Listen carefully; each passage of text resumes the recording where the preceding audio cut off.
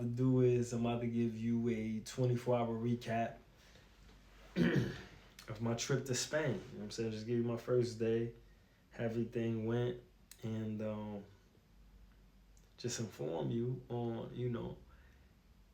the obstacles that I had to overcome to get here. You know what I'm saying? And my thoughts.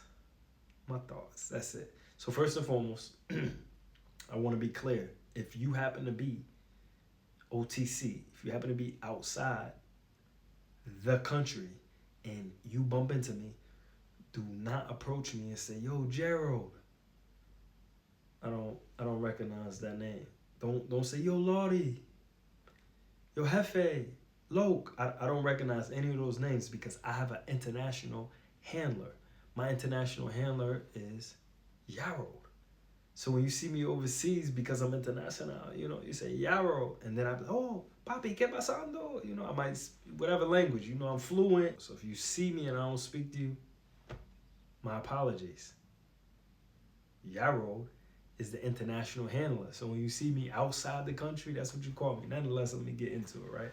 So for starters, y'all know I reside in Atlanta. So I flew from Atlanta to Massachusetts so me and Vicky could hop on a train to New York City, right? And the train ride, I will say, Amtrak, what we spent it's like $30 one way. So $60 round trip, something like that. Cool. It took us longer than we expected. I will say that, longer than we expected. So we left at like noon. The flight wasn't to 6:30. We figured we leave by noon, get the Grand Central Station no later than 3. No later than 3 turned into no later than 4. So with that being said, I would advise that, if you got you like a 6:30 flight, hop on an earlier train. Like, that's what we wish we would have did, because we sit there as the train is trucking on, because the train can't go faster. It ain't like an Uber driver or a cab driver where it could find a way. There's only one way for the train to go, and it only is going to go at the speed that it goes. So long story short, I will say, if you got you like a 6:30 flight, yeah, hop on that like 10 o'clock, that 10 a.m. train. Yeah, like get to New York City before like 1 p.m. Get to New York City before 1 p.m. because you got to also take into account, which we didn't, traffic. Tráfico. I'm over here speaking Spanish. I'm in Spain. Like, pardon yourself if you can't comprehend, but tráfico. You got to take into account for traffic, which we didn't. So, we got the JFK in the nick of time. Shout out to the Uber driver. I forgot his name. He was trying to, jump off exits, jump back on. Like, he did what he could do. Long story short, we got there at 5:15. Flight leaves at 6:30. Got there at 5:15 and was able to check our bags, check the bags, cool, tip the guy, because we did curbside, what's that called? Curbside check-in? Yeah, I think it's curbside check-in. Tipped the guy, boom, kept it pushing. When we got inside, the security line it wasn't that bad. If we would have had like 2 hours, we would have been good. But we had an hour, right? So because we only had an hour, what we ended up doing was we ended up signing up for Clear. They had a little 2-week, 14-day promotion. We signed up for Clear, went straight through, skipped the line. I'm probably going to keep my Clear membership because y'all know I'm out here. I'll be in airports, so that little $200, it's probably going to come in handy, especially like when you spend $2,000 on a trip. If you miss your trip, you lose your whole $2,000. Like that $200, it help you skip the line. Even though I'm gonna do a video on Clear another time, because I've had Clear before. It works sometimes it don't. It is what it is, but it's an option. So we go through Clear, and when we went through Clear, we was able skip the line. Boom.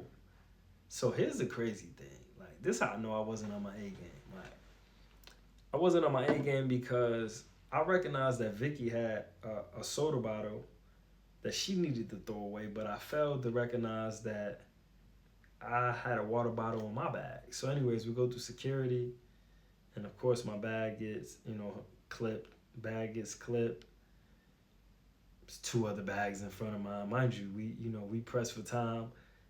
The Claire helped us out, and so in the midst of it, she had to go to the bathroom. I had to go to the bathroom. I'm like, yo, go to the bathroom. I'll wait for my bag. Waited for my bag, only to find out that it was a bottle of water, and I knew it was a bottle of water when I finally when it was my turn. Like, but the crazy thing is, right before it was my turn, they decided to do some paperwork, so I had to wait even longer. Like, it was wild. Like, I'm like, dang, yo, they really not trying to like help us catch this flight. So, anyways, ended up catching a flight, and by the time I left security, had 20 minutes. Mind you, we starving. We haven't ate all morning. And pardon self, pardon self. Cheers.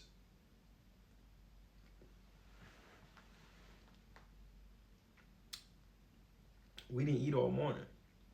At the train station, I grabbed a donut and a tea. But other than that, we didn't eat nothing. So like, we thought we was gonna have at least enough time to hit up Saburo. You know Saburo with the pizza. They throw it in the oven. Don't really be hot. It don't really be good, but it get you over the hump. We thought we was gonna at least get over the hump because we got a 7-hour flight. Wasn't able to get over the hump. It's all good. So what ended up taking place is I make it downstairs. We got 20 minutes. I'm thinking with the 20 minutes, maybe grab a slice. Of course, on our way to our gate, no slices, only restaurants and stores. Ended up grabbing a bag of Ruffles, bust them Jones down in the line, waiting to get on the plane. They made us check our bags because we was late. Wasn't that much room.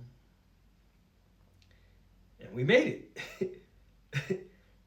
We made it. You know what I'm saying? I guess that's part one. We made it. That's part one of my wild 24-hour story. We made it.